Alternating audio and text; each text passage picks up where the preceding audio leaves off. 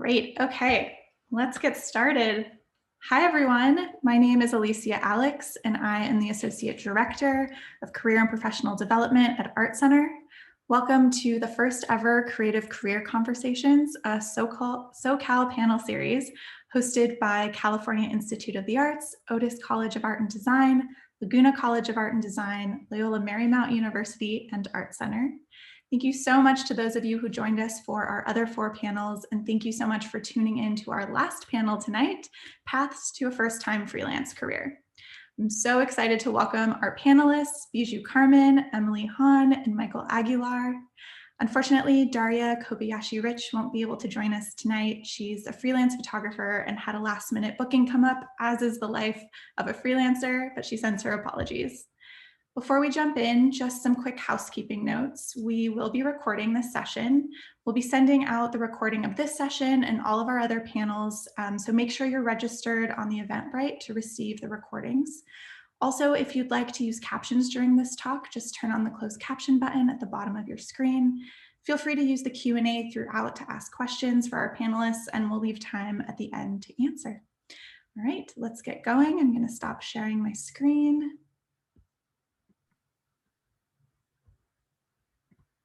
And let's kick us off with having all of our panelists introduce yourselves, tell us about the type of work that you do, and let us know what you studied at ArtCenter.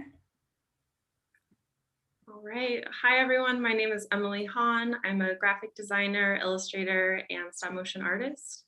I studied at ArtCenter, majoring in graphic design, and I'm super excited to be here.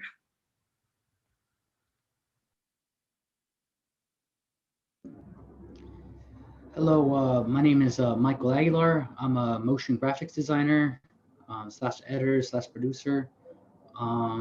Yeah, I went to school at 2017 and I studied illustration.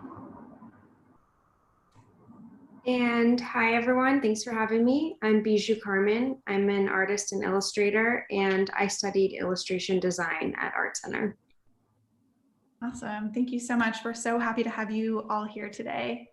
So I just want to start by asking, how did everyone start working in freelance? Was it something that you always wanted to do? Was it something you were thinking about while in school? How did it happen? Anyone can kick us off. I mean, I can go.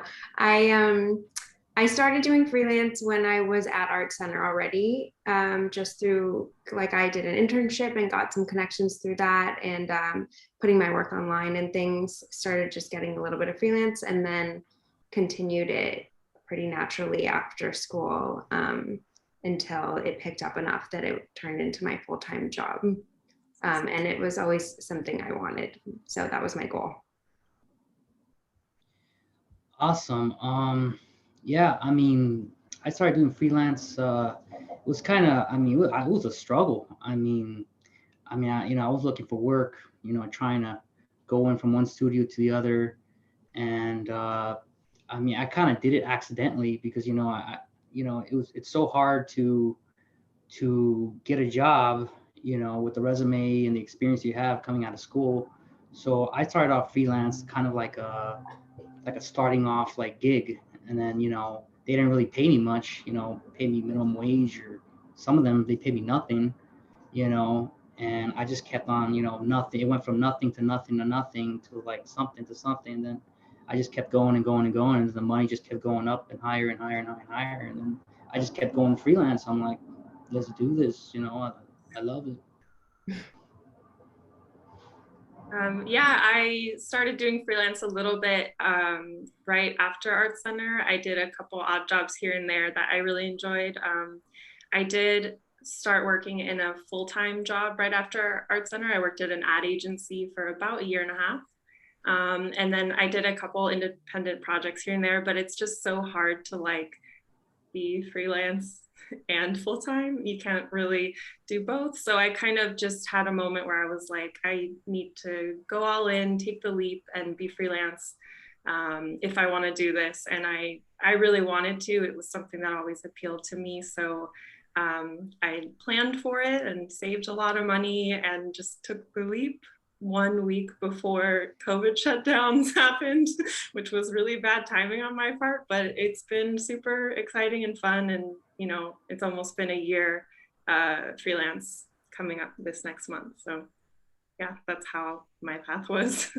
That's amazing. I've heard often it's either accidental or you just have to jump in and take that leap. And Bijou, you've been taking that leap since right after school, which I think is amazing. Oh, no, I didn't explain it very well. Sorry. I also had a job that, like Emily, I had a full-time job after school, and then I had another one. So it took two full-time, a full-time and then a part-time, and then I transitioned. I made it sound simpler than it was. Great. Do you all feel like working that full-time job helped prepare you for freelance in any way, shape, or form? Yeah, definitely. I mean, I think it was really important for me to work at that full-time job before going freelance as a graphic designer. It really helped just to figure out kind of the ins and outs of the industry and, you know, what types of departments exist and how the sausage gets made, so to speak. So that when I did go out on my own, I felt like I had that solid foundation of how these projects are made. So yeah, I thought it was very helpful.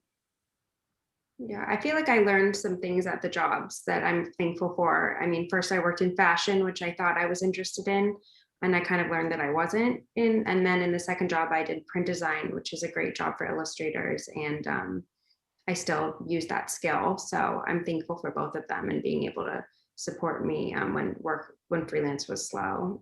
So I'm thankful for it. Yeah. Yeah, I mean, I kind of started off as freelance. I mean, I went from like going like doing 1 week of freelance or a month of freelance, or you know, from this studio, then jump to another studio, and then jump to another studio. I mean, I was like hustling. I mean, like it took me like at least a year or even 2 years to get a full-time job. I mean, like to find a studio that's actually going to train you like properly, it took me some time to actually get. So when I was going, I kind of took it as freelance as like a learning curve. Kind of like I learned a little bit here, I learned a little bit there. I learned some After Effects there, I learned some editing, you know, this and stuff, you know, until I finally found that studio where I met some, you know, some big dogs, and you know, and the big dogs just kind of just taught me pretty much everything I know. But like coming from school and doing that, I mean, for me, I don't know how you guys took it, but it was a hustle. Like I had to literally be a con artist. Like no, I'm not even joking. Like for real, I had to be a con artist. Like I had to literally like fake my resume in order to be able to get a job at some of these studios. I mean, I didn't fake it. I want to say more like exaggerate, Like because yeah, but it was a hustle. Like I struggled a lot trying, and you know, and you know these people. Some people are hard asses, some people are cool, some people are nice, and you know, it's kind of like a freak show out there. Like sometimes no, for real, sometimes it's not easy getting the job like right away, and you're not used to, especially being in Los Angeles or in Hollywood. You know, you got bunch of cultures, bunch of people like trying to like, you know, compete with you from other countries. So like don't think that this is like done. Like if you're done with school, you're not done. Like yeah. hell no. Like when you go into like you go into LA or Hollywood, you're gonna get run over, and you're literally gonna like learn these things all over again. And that's what I had to go through, and it was a struggle. Yeah, Big there's struggle. definitely a learning curve, I think, to any position or leaving school and going out into the professional world. And I think that's really common in freelancing too. Like it's hard because you're in charge of your own work and you are the boss, and you're figuring it out as you go. And I think something to speak to what you said, I think freelancing can also be a really great way to gain those skill sets in a bunch of different places that then you can take with you. But yeah, it is hard. And I think that leads me to my next question of, for each of you, and I know, Michael, you spoke of this a little bit, but what was kind of the biggest learning curve for you of freelancing or managing your day-to-day, or just in terms of learning how to freelance successfully, and how did you overcome that? Well, for me, I think the hardest part was like work-life balance, because with freelance, you're your own boss and you can work as much or as little as you want. And I mean, I have a good work ethic, so like I like to work and I always get things done. But like I think I used to lean too much on that, like workaholic, and would get just really burnt out and stressed out and just like taking on too many things. So it's only like in the last year or two that I feel like I have a good work-life balance. And honestly, COVID has helped because it just made me have more time and slow down. And I just have learned from that. But it's really hard to regulate yourself in either direction, and to find that balance and like be happy, because it's really actually important and to not overwork yourself. Yeah, absolutely. I would say a big learning curve for me was transitioning from the full-time job to freelance. I was so used to getting that direct deposit every 2 weeks from my job. And for that to go away completely was a little bit of a shock to the system at first, but you know, I was ready for it. I anticipated it. But just kind of, you know, realizing that the money flow would be a little bit different. I was so used to kind of this regular money flow, and you know, now sometimes freelance can be kind of feast or famine. So, you know, I'll have really good months and then I'll have really, really slow months or years. You know, like last year was just very a slow year due to COVID. But, you know, this year seems to be picking up a little bit.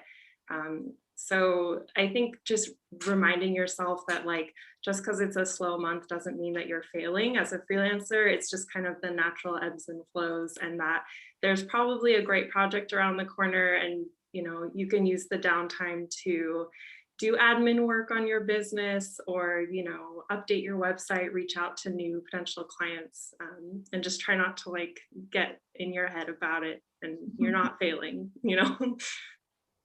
That's really great advice.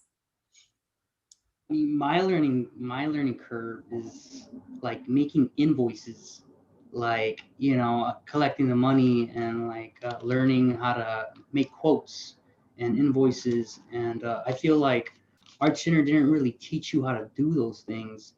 I feel like I think that's a big thing that, you know, they should kind of teach to the students. Nice. So when I was doing, I mean, I had a hard time trying to get my money, man. I mean, like, no, like I had to ask them, like I had to literally argue and kind of, you know, talk with these people and be like, hey, you know, where's my money? Like, it's been 3 months. Like, what the hell? You know, like I would have to like really try to get them to pay me, you know, because, you know, you got to be straight with them. Like, you know, they expect you to like create these images, these visuals, you know, and, you know, they just say, oh, this is cool. Thanks. You know, thank you. And you're like, all right, where's my money at? Yeah, you also have to be, exactly.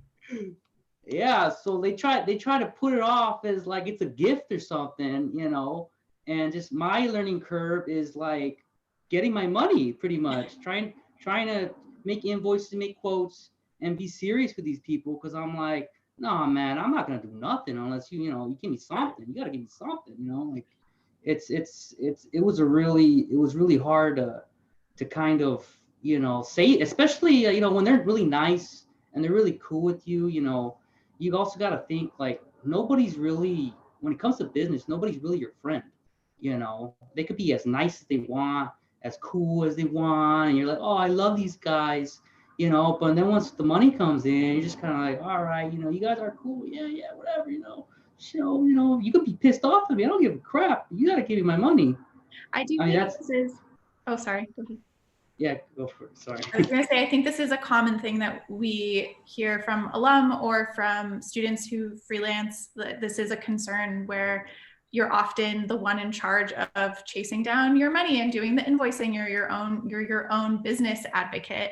And really learning those business skills is really important to the health of your freelance career. And I think you answered my next question, which is maybe Emily and Bijou can chime in too. What business skill sets do you feel like all freelancers need to have in their toolkit to survive? And what are your go-to resources? And I think invoicing, Michael, that's a great example. I think that's one that I never learned how to invoice in school. And so I think that's like a crucial business toolkit. Yeah. Yeah, absolutely. Invoicing and having a contract are huge. Always have a contract, even if it's your family member, especially if it's your family member, because they're probably going to come back and call you on, Saturday at 8 a.m. and be like, I have another design change. So definitely contracts are essential. It doesn't have to be fancy. Just kind of, if you Google simple graphic design contract, and there's a ton of resources online for this. But yeah, have both parties sign before you begin work at all. And then on your invoice, have some type of term like net 30 or something, and say like, I will charge, a percentage of interest for each, day or week that you do not pay this, so that there's kind of an incentive for them to pay. Yeah, those are very important things to have when you're doing business, because it's easy for people to be like, thanks, bye. You never.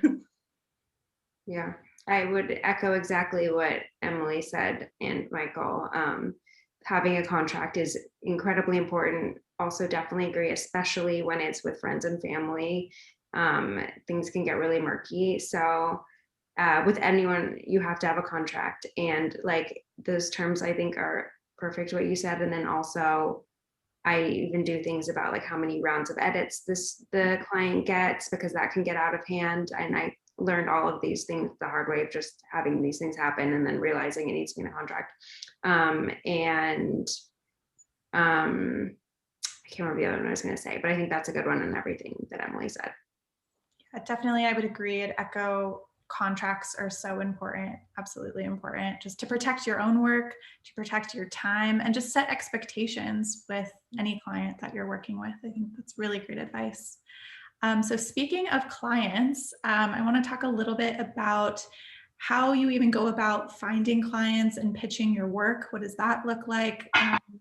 And what are some of the best practices for reaching, like cold outreach to clients?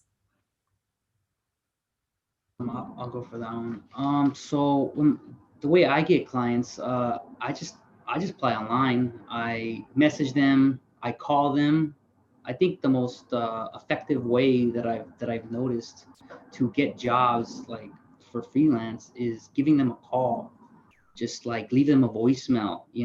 They might reject you on the phone and be like yeah, why are you calling here so much, blah blah blah. But you have to ignore that and like tell them like, hey man, like give me a chance. I just came from school and I just want to learn. That's I want to, that's my passion, that's my goal. Like I want to be an illustrator, designer, or motion graphics designer, whatever. Like I think it's just like actually getting on the phone with them, because messages, emails, everybody ignores that. I never read my emails. Especially me, I'm more vocal than I am messaging. So like I try to talk to people. I think it's not just about creating artwork. You could be like the best artist in the world, right? But if nobody knows you're the best artist in the world, like if you're not going around advertising you're the best artist in the world, no one's gonna know. So you're not really the best artist in the world. Like not only do you have to walk the walk, you also got to talk the talk. Like mostly everybody here is a good designer, like straight up, like average. Pretty much everybody here is somewhat okay or good, right? Like not only do you have to be an artist, you got to be a good talker, because that's going to get you a job. Like you got to be able to talk. You got to walk the walk and talk the talk. Most people can talk the talk, but they can't walk the walk. But I feel like everybody here at going to school, like in this artistic schooling, that they can walk the walk. But it's kind of like that challenge to kind of just go out there and ring a bell, like see what you can find. That's a great way to put it. I think it's like part of you also, it's like branding yourself and marketing yourself. That's ringing that bell too. I think that's great. Well, as an illustrator, I mean, the thought of calling a client is like terrifying to me. I had never done that, but that is so ballsy. But I would do cold emails, which sometimes work. I wouldn't say it's like the best, but it's still worth doing. You know, you have to research and use your connections through teachers or people you know to get client email addresses and send them your work and not send too much of it. But I always had good luck with like sending out mailers. I think during COVID, that's tricky because people aren't in the office, but something to keep in mind for the future. And something that we learned at ArtCenter was like making zines and little packages and postcards and things that as an illustrator is really applicable to our work. So sending things like that to clients, always got a response, honestly, even if it was to say like, thank you for sending this, you're not right for this, but it's just like such a great way to get people's attention and send them something cool that they'll always have. And then also like Instagram now, which I didn't have in school, but I mean like following art directors and clients that you want honestly can sometimes get you somewhere, and, you know, engaging with their pages and whatnot. Yeah. Yeah, that's so true. I think we kind of think like mail, like who's looking at mail, but I, in a prior life before ArtCenter, recruited artists and designers, and I'd receive a stack of mailers of illustrations, zines, postcards, and I saved them. And when projects came up, would look through them, and it was tactile and kind of nice. And Michael, to your point, to not be in my email, I thought it was a good alternative. So yeah, that's a great suggestion, PG. Yeah, as far as reaching out to clients, I would say it's kind of twofold for me. So for graphic design work, I really rely heavily on my network. And by that, I don't like the word network, but I just mean like coworkers, friends, family, past teachers, like anyone I've ever met basically. And I, you know, just tell them I'm a graphic designer, like these are the services I offer. And I've gotten jobs that way. And then the second way is just by kind of cold emailing. I've had some success with that by reaching out, and mostly for like more kind of illustrative and stop motion work is what I'll do is like, if I want to collaborate with a brand, I'll just email them directly and I'll introduce myself and I'll say like, hi, I'm a stop motion artist. I'd love to create work for you. And I'll attach like 3 examples of my work that I think they might like or that they could see their brand resonating with. And I got a job that way last year. So yeah, those are kind of my 2 techniques that I use. That's awesome. Yeah, that cold outreach, that's so important. It's such a good part of your business toolkit too. Awesome. Thank you all. So I want to talk a little bit about the importance of your creative community as freelancers or just even as artists and designers. And what are some ways that you've built creative community and ways that students can do that? And I know that it's harder now that we've been in this virtual world, but what does that look like for you? And how has that impacted your freelance career? Well, I mean, honestly, like I try to keep all the friends I can. Like honestly, like all the people at ArtCenter, like keep them as your friends. Like, because you're gonna find out that you're gonna go out there, you're gonna have no friends because you didn't build any connections when you were in school. You didn't build any connections anywhere. You know, like it doesn't matter how bad they are. If they're doing bad in school, like it's okay. Like it's just school. Like what matters is you're doing well out there in the world. I mean, I ain't gonna lie, I wasn't doing that great when I was in school. I didn't get the best grades. But when I was out there in school, I mean, when I was out there in the world, you know, that's when I started doing good. I started doing well. I started, you know, talking to people that I used to know. They started telling me how they do things. They started telling me, you know, how they get things done, you know, and then you start to find like some of these people, you know, they'll work at Snapchat, they'll work at, you know, Microsoft, work at Fox, you know, Yahoo Sports. And like, you're like, oh, wow, like they worked at Yahoo Sports. Oh man, I hated that guy. Or, you know, like, that's what I'm trying to say is like, don't build enemies at school. I know you guys are all competing and trying to see who's the best or whatever, because that's how it is when you're in school. But like, honestly, like, be friends. Be friends with everybody, because you're gonna need them. Trust me, you're gonna need them. Whether they're just gonna be a coworker or who knows, maybe even your boss. Like, like you just gotta be nice to everyone. Is what I'm saying, because you might be in that situation. I think that's good general life advice too. But I think, yeah, like to your point, Michael, you never know when you're going to run into someone again, or I feel like art and design circles tend to intersect a lot. And like Emily and I knew each other from school years and years ago, and then like came back around and interconnected. And like Bijou I've worked with in the past, like I think there's all these circles in art and design. And so to your point, like don't burn bridges, be be really kind in your work. That's really great advice. Yeah, I still connect with ArtCenter alum like in different ways a lot. So definitely staying in touch with that community has been helpful.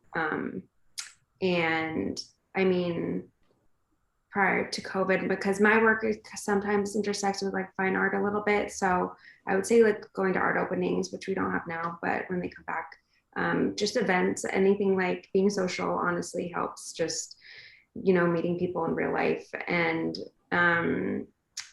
also Instagram, I guess, honestly, like I meet a lot of other artists that way, through just like friendships formed and turns into real life friendships. So I don't know, just being like engaged on that platform, I suppose. Yeah, social media is a great tool for building that community for sure. Mm-hmm. Yeah, I agree with what Michael and Bijou both said. I think those are great ways to build community. And one thing I've been doing in quarantine I've made like email pen pals with some artists, which has been really fun. And I'll just like email them, and it'll be kind of like no expectations. We don't have to email back right away, and we'll kind of update each other on our lives and our struggles. And so that's been something that has been rewarding. But yeah, Instagram has helped build a sense of community. Yeah, it's hard with COVID, but I feel like those two kind of help. Absolutely. Yeah. Another one also was when I was in school, I did a couple internships and ended up like down the line with connections and jobs through that. So I always encourage people to do that if they can afford it with their time and money.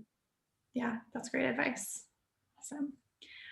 So I know that everyone on this panel kind of has a different mode of freelancing, whether you're doing contract work or typical like client outreach work, or you're represented.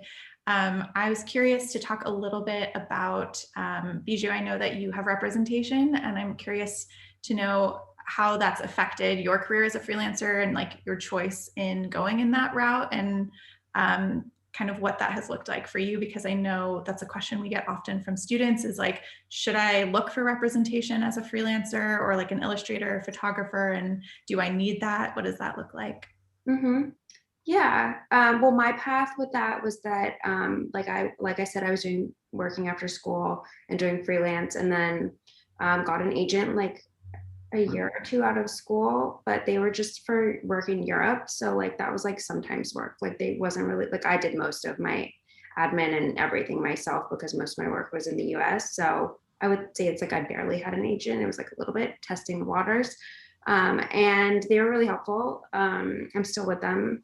And then yeah, I would do all the admin stuff and emailing and outreach myself for clients in the US, which was starting to get to be a pain and really overwhelming with the amount of work that I had. So I was actively seeking out an agent a year ago. And it wasn't as direct as like I emailed her and she got back to me. Like I had some trial and error with different people, but through word of mouth and like talking to other artists, I was able to connect with the agent that I'm with now. And it's like life-changing. Like I personally found like the perfect agent for me, I feel. And she's just like my cheerleader and my sidekick and like everything. She just is awesome. And like I say she because my agent is just one person, but there's all different types. There's bigger agencies, like the one I had, the other one is a bigger agency with a few different agents. So different types of working with agents. But I'm really happy with it. And I think there is trial and error with like not always having the right one.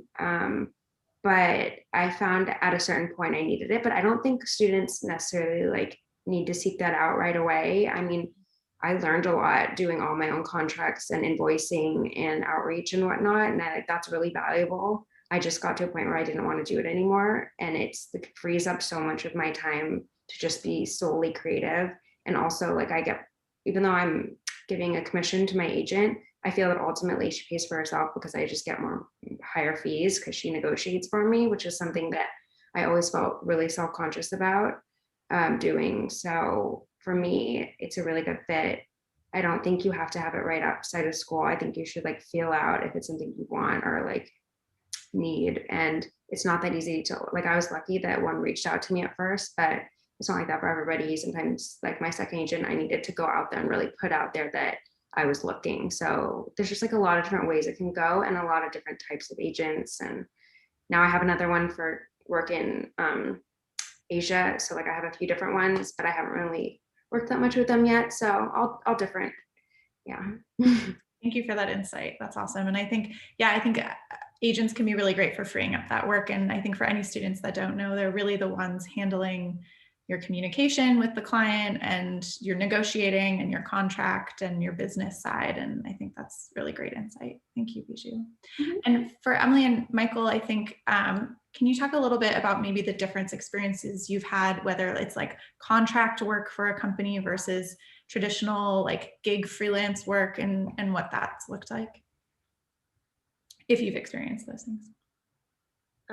Yeah, I've done a little bit of everything. So just this last year, some examples, like I did one project that was freelance working at an ad agency, like in-house.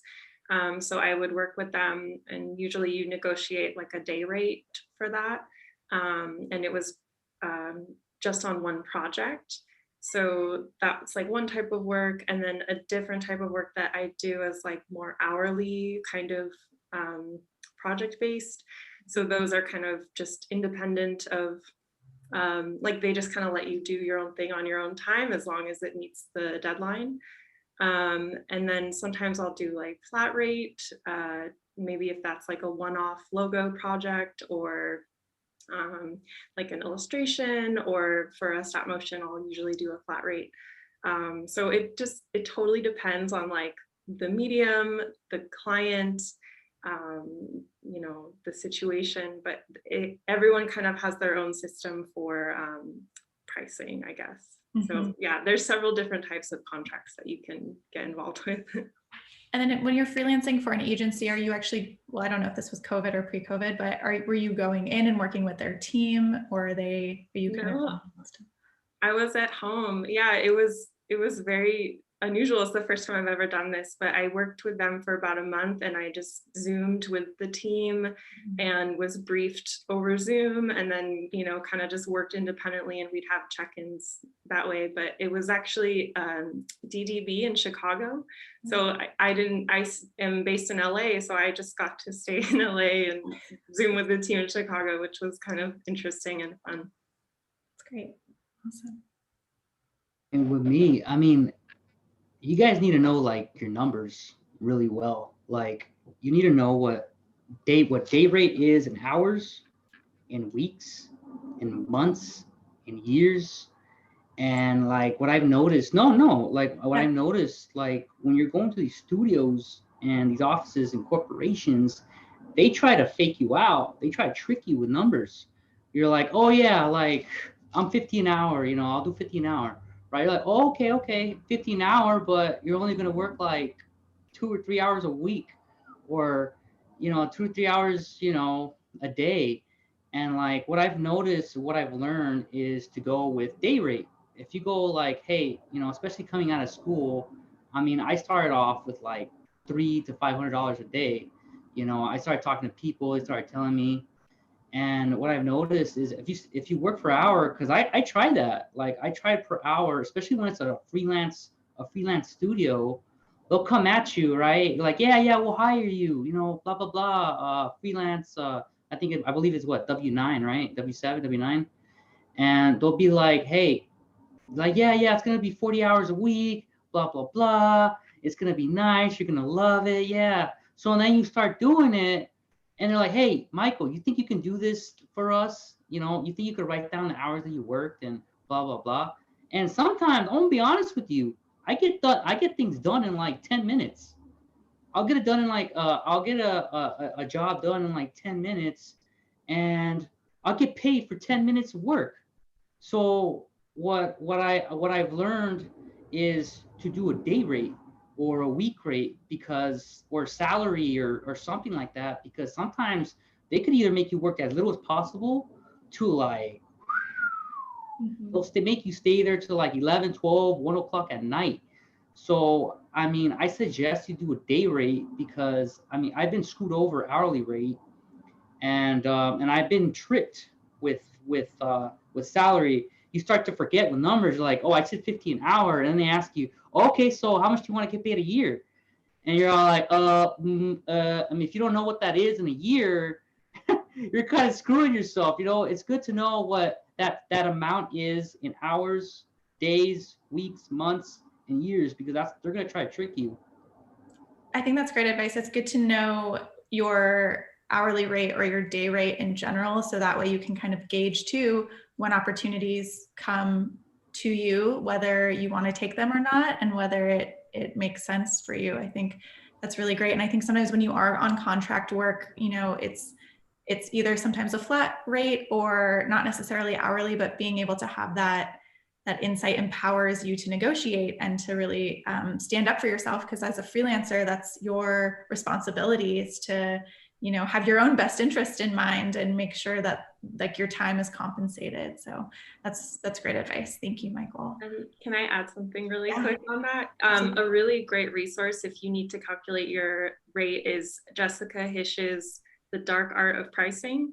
If you go on her website, she has like a seminar that is a video you can watch and a downloadable PDF. And I think it's like $25 or something. It's super affordable. You should definitely invest in it. And she gives out actual numbers, basically advising you how to calculate your day rate. And it's scalable too. So, you know, you can change it as you grow, or, you know, if you change industries or whatever. So highly recommend that.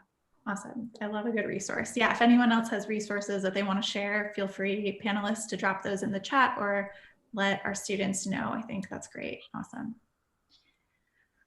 Okay, we have a few more minutes left, but I do want to end with two questions. One, what keeps you inspired in your freelance work? And two, what is your absolute favorite thing about freelancing?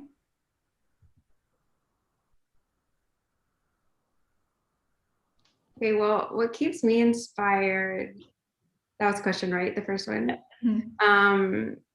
is like, honestly, being curious, I guess, about everything. I mean, there's inspiration everywhere. I love looking at books and taking walks, and honestly, even just looking at stuff online and Instagram, it can be inspiring.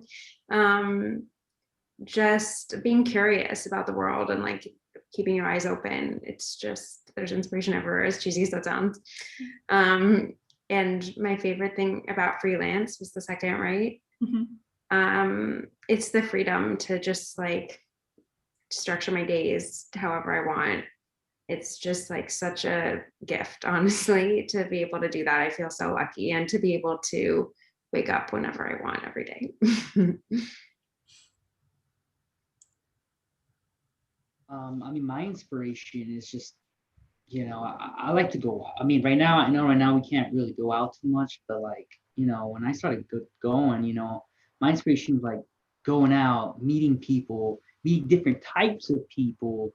You know, I mean, you'll meet some like crazy people, and like, you know, people that play with fire, you know, circus acts, or, you know, anything that's beyond, you know, what you're used to, you know, because I mean, we're used to seeing the same thing every single day, you know, like we have the computer, we have our phones, we have our, you know, our mouses that we play with sometimes. Like, you know, like I think like going out there and seeing the world, what it is a great inspiration. Like it could be something super simple, like the grass moving, or, you know, you know, a scum on the floor, you know, like, no, it sounds funny, but like if you film, you know, you go really, really close up to a scum on the floor, you know, all of a sudden it's like you see the textures and all of a sudden it's something beautiful, you know, to a normal person's eye would think it's ugly, it's scum. Who the hell thinks it's, you know, it's pretty? But when you like zoom into it, it's not ugly anymore. So it's like actually going out there and just seeing the details of what this world has to give us. That's really beautiful. I think that's great advice. Mm-hmm. So I guess in terms of things that keep me inspired, this might sound weird, but like connecting to my inner child helps keep me inspired.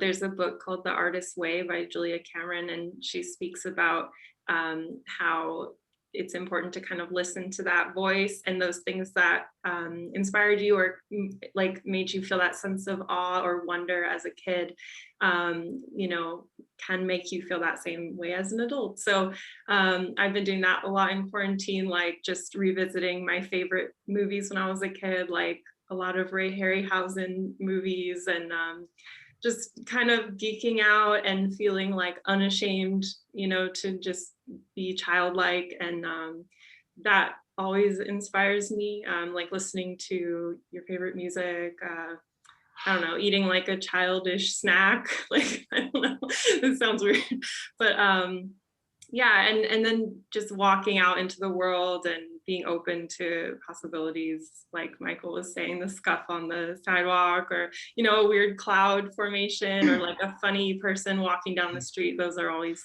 inspiring. And then my favorite thing about freelance is definitely the freedom. I tried to be that person who could do the full-time normal job, and I just always hated it. I can't be like butt in chair 9 to 5 type person. I always like wanted to, you know, be my own boss, and so I just love that aspect of it, and it's the most rewarding part. Thank you so much for sharing. And I know that we're not in the world's most inspiring time right now, so I think it's really reassuring that you're all still able to find inspiration in things and find ways to inspire you. So thank you so much for sharing that. Okay, we are just at 6 o'clock, so I do want to open it up to questions. Please use the Q&A feature. I saw some come through in the chat, so I'll try to get to those as well, but we'll start with the Q&A. And let's see.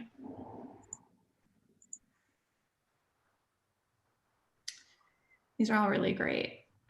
Okay, question. At a certain point as a freelancer, you can no longer exchange time for money. Have you diversified your income? If so, how much of your revenue is commission, clients, prints, licensing? I think this is a great question. Like, how do you diversify your income for anyone that is currently doing that?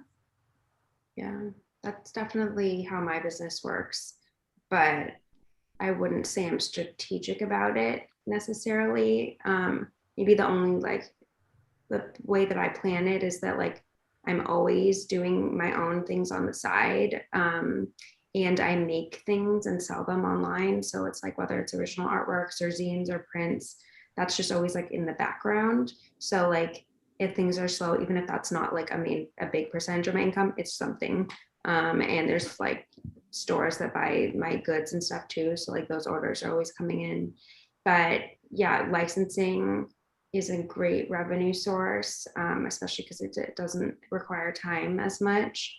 And yeah, I think always having my own self-motivated projects that can then be turned into something that, whether it's making prints or a zine or a book pitch or painting something, anything can, you know, turn into more revenue. And it's like the most fun part of the job is doing things that I love.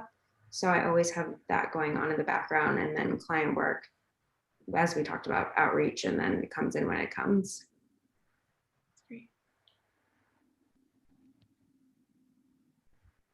Yeah, I mean, I've had different like clients come at me with like logo requests, banner requests, animation requests, designs, and I mean, what I usually do is I give them a flat day rate, you know, and they usually come across that.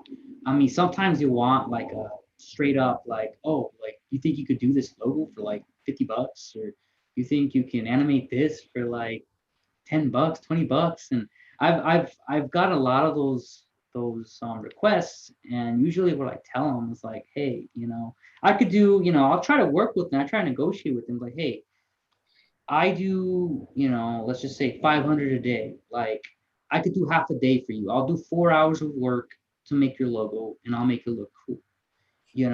I'll go with that. And if they say no, then I mean, that's it. I get to relax, eat some popcorn, do my thing. But yeah, like a lot of people come with different requests, and I try to like just keep it straight to, what I've been doing, what I've been used to.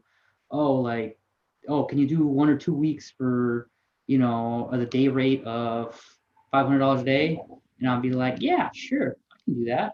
Or, can you do like 3 days for that rate? Sure. Can you do a week? Like, you think you go week to week, first we do 1 week, then we go another week. And what I've noticed is what some companies do is like, they'll go week to week with you. They'll go with 1 week, you'll work that week, and then you go another week, you work that week. It's like, oh, okay, this time we're gonna give you 3 weeks. Now this time we're gonna give you a month. Now you're gonna give you 3 months.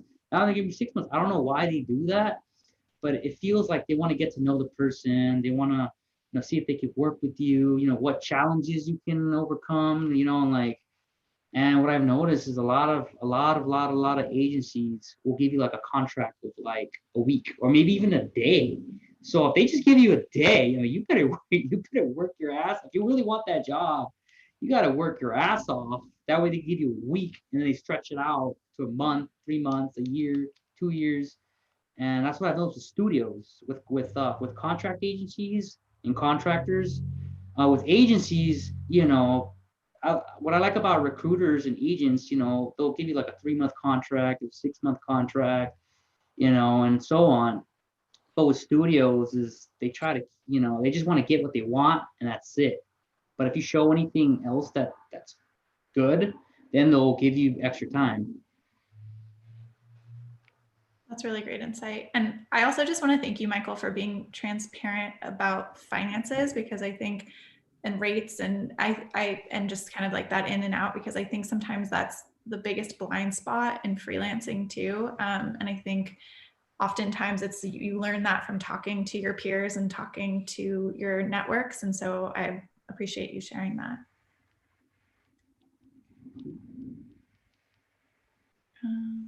Emily, did you have something to add?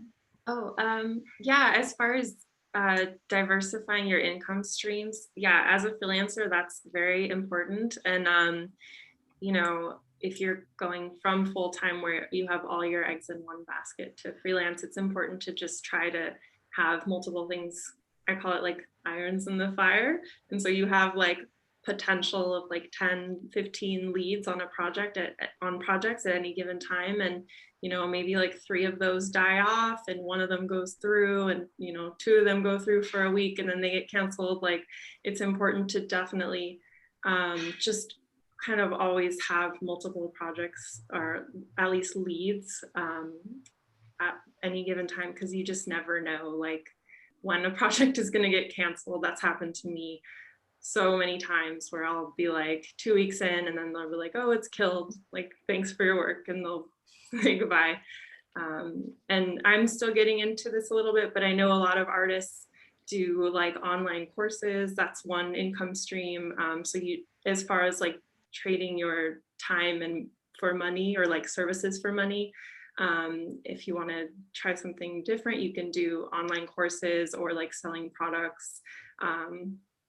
So there's like, yeah, there's a lot of different options, because sometimes people do get kind of burnt out of constantly trading, like, my hour is worth X amount of money. So it's good to try those different arenas.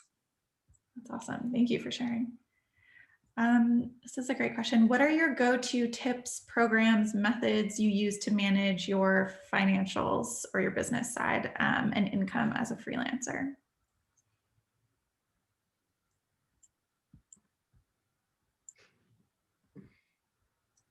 Well, I mean, with tips, I mean, like, don't lowball yourself. Like, you do not want to lowball yourself. Like, honestly, like, because you're doing a lot of work. I mean, you're making yourself, you're doing awesome stuff. Like, why should this cost this amount of money? Like, you have to like aim for a high price. I mean, see how much you can get away with, and then but you also don't want to screw yourself. You want to like keep it at a good amount, and if you got away with that amount, that's probably the amount that it is. Maybe talk to other people that also are doing the exact same thing that you're doing and see how much they make, or how they do things. Like, you have to like really really really like pay attention to what type of what type of money is offered to you. Yeah. Are there any like bookkeeping programs, or how do you keep track of your finances or your clients, even, I guess, on the business side? Yeah, I just think it's so hard because it's not what we love doing, and it's not what we were trained in, and it's very confusing, and it's like not something I've ever felt super good at. But like I just use Excel. Like I don't know, I'm sure there's better ways of doing it, but I just like I have like the date, the client, the project, the agreed fee, like the payment schedule, when I got paid, how I got paid, and like the invoice number and all of that. And it is really important to stay on top of that because like, as Michael was saying earlier, like sometimes clients try not to pay you, and like you could easily just like forget. I mean, unless it's like a big amount of money, but if it's something smaller, there would be times where like months would go by and I just wouldn't realize that they hadn't paid me yet. And so you have to like keep track of that stuff so that you can follow up and keep track of invoices. It is really important to be super organized. And yeah, I just use Excel, and then like keeping track of your expenses in the same way, keeping receipts or opening up like a business credit card or debit card has been really helpful. That just makes it so much easier. I used to just like collect all the receipts, but now I don't have to do that. And then, I mean, I just recently got like an accountant who helps me with everything. So now that's really helpful, but I still have to keep track of all of it, like a lot on my own. It's tricky, but I just use Excel. I love Excel too. I totally agree with Biju. I use Excel. Like there's so many fancy programs out there, and I just use like Excel and a post-it note for most everything. I think it's really like what you feel most comfortable using. If the program, if you have to pay to use it and you don't want to invest that money, especially when you're first starting out, it might not be worth it. Yeah, and also, yeah, agreed about keeping track of your who's paid you and who has not paid you. That's very important.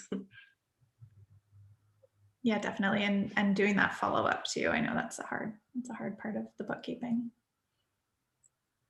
Another question, how is the social aspect of working as a freelancer or working for yourself? Is it isolating?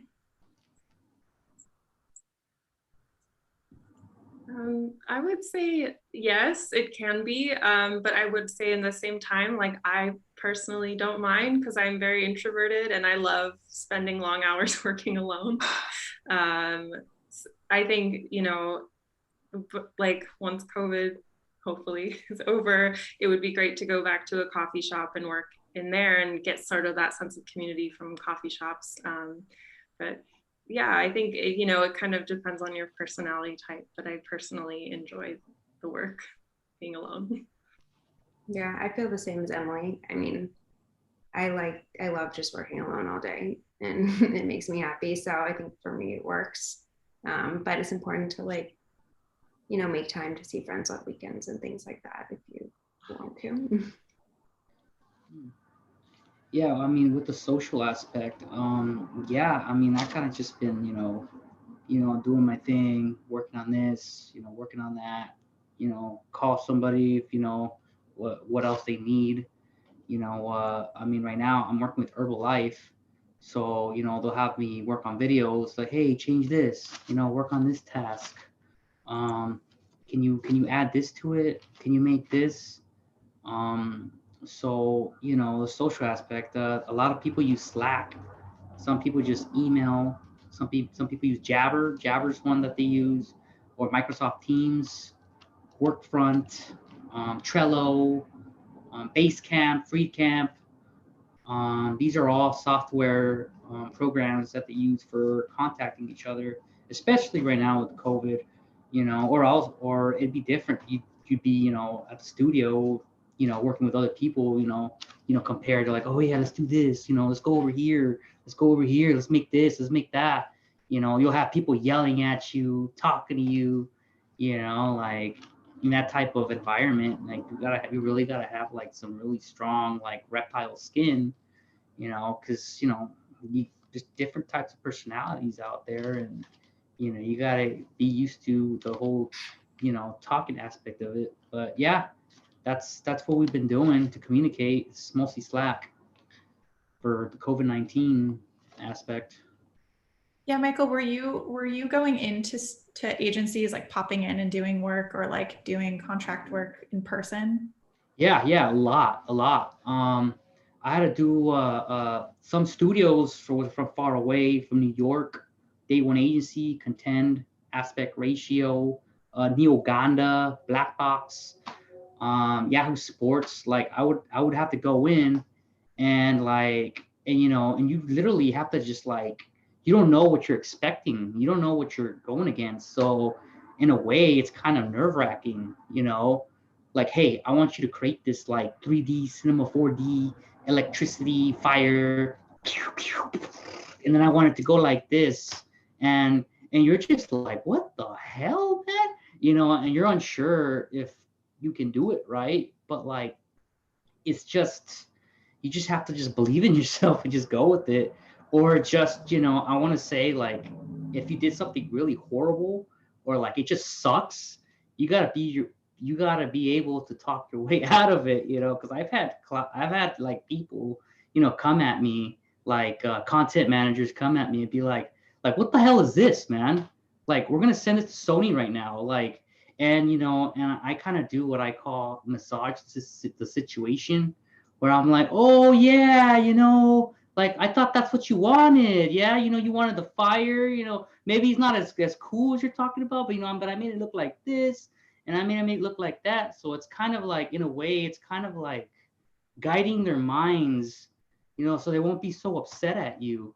Or, like, I've gotten in situations where people were just crazy with me. I mean, like, I had to like find ways to calm them down. Like, it's okay, it's all right. Give me like 2 more hours. I'll make this look awesome, dude. Don't worry about it. Wink, wink. Honestly, I don't know what the hell I'm doing, but I'm gonna make this look dope. Don't worry about it. So and I find ways to do them. Like, I look on YouTube. When the boss goes over there, when he's not looking, I'll go on YouTube. I'll go on Video Copilot. I'll find ways to do things to make things happen. So I never really say, no, I can't do this. No, because then they're not gonna pay me. So I'm like, yeah, I can do that. Yeah, of course, yeah. You're like, ugh. But you end up doing it, and sometimes it comes out really badass, and they love it. So it's just kind of it's just taking a chance and just going for it. Yeah, and I think part of what you're talking about is imposter syndrome too. And I think, just going in with like maybe you don't actually know how to do it, or the one thing that they want you to do, but you can go figure it out, and you have the skill sets to figure it out. And I think that's a really good mentality for freelancing too, where you're getting dropped into these different situations where you're not part of that work culture, you're not part of that team, and you're learning those dynamics. And you do need a thick skin for that sometimes. And I think that's really good perspective. Thank you for sharing that.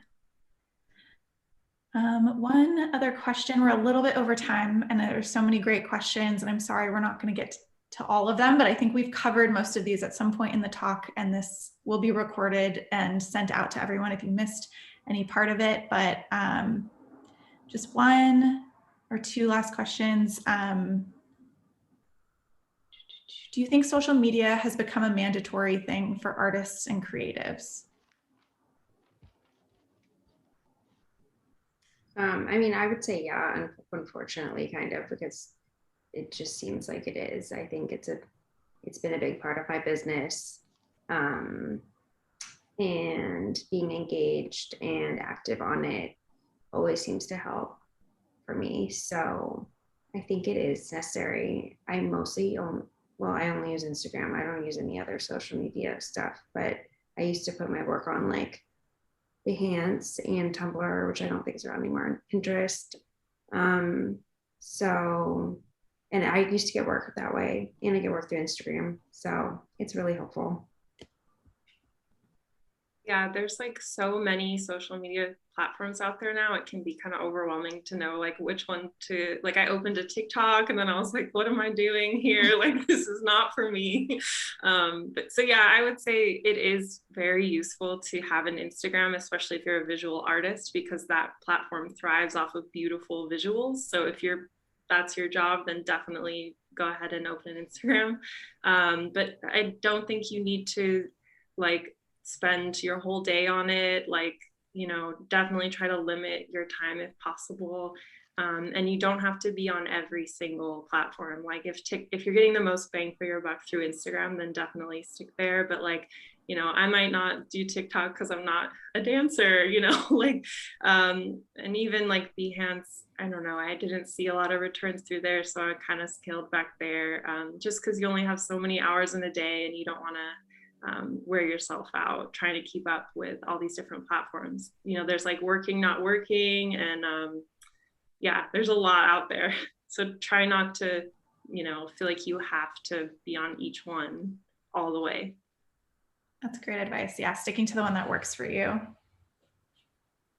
Yeah, I mean, I definitely think social media is growing. I mean, it's growing a lot. I mean, especially right now, it's COVID-19. I mean, everybody's on Instagram, everybody's on Snapchat, everybody's on TikTok. No one's really doing anything. Like, everybody's just like having fun on their phones. I mean, I think that's a really good spot to really like put yourself in, whether it's just creating illustrations or, for this, oh, blah, blah, blah, the Chiefs just lost the Super Bowl and, the Buccaneers won. You think you could show that in illustration, showing them crying and the other people, throwing their hats and happy in the air, like, I think it's definitely like, social media, showing that on Instagram or showing it on Facebook or showing on like all these places. I mean, I've worked a lot with social media and I created a lot of promos, 10, 15-second promos, and like, it's definitely something you want to get into, especially like right now. Like, that's what I feel is where all the money's at right now. Yeah, that's great. Okay, absolute last question, just last piece of advice from each of you for students thinking about freelancing. One piece of advice, the most important piece of advice you think you can give.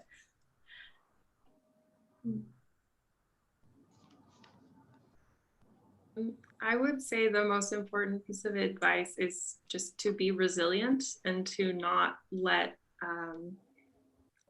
the process get you down or get discouraged. I think it just takes time to build a successful freelancing career, and just keep doing it. Like, if that's what you want to do, just stick at it and don't be discouraged. And I also wanted to recommend one more book that I just remembered. It's by this design studio called Hood Spa. It's like these two sisters. It's called Freelance, Business, and Other Stuff, I believe. That's a really, really great resource for like invoicing and just any design related business question you may have. It's probably in there. Awesome, thank you. I'm gonna get that book. Great, I'll drop it in the chat. Yeah. I would say the advice I always give is to, like I mentioned, I'm always working on my own projects, and like to always be working on stuff you love, like making your own self-motivated work, because whenever I've put out there what I love and what I love to do, I mean, things come back in that, when you show that to the world, what you like doing, that's what clients ask of you most of the time when you're lucky. So like, always be doing self-motivated work and projects, especially when you're right out of school or in school, because it can turn into anything. You never know, and it can bring in work that you love. That's awesome advice. My advice is work your ass off and just keep working. Like keep working, keep working, keep working, keep working. Don't be lazy. Don't stop. Just keep going. Even after school, just keep going. Because companies aren't gonna pay you anything to do nothing, you know. I know you guys, you know, some people think like, oh yeah, like I graduated, I'm done. But like the thing is yeah, okay, you're done with that, but like, all right, now it's time to make some money. Like you gotta keep moving. If you want to make money, you gotta work your ass off all the time. And you gotta hustle too. Like just don't stop. That's all I'm saying. Don't stop. Thank you. That's great. Great advice all around. I want to thank you all so much for joining us, and thank you so much to our panelists for being here and sharing all of their unique insights and experience with all of our students. And thank you to our partner schools, CalArts, Otis, Laguna College of Art and Design, and LMU. We really hope you all enjoyed this series, and we look forward to hopefully more events like this soon.